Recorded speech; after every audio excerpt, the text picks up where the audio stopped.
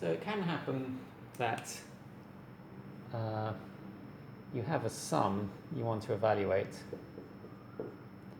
and it's not clear that this tends to 0, z times f of z tends to 0 for large z.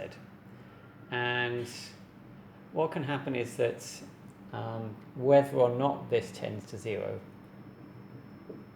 for large z will tell you something about the convergence of the sum. Basically, the sum will converge if this does tend to 0 for large z and will not converge otherwise.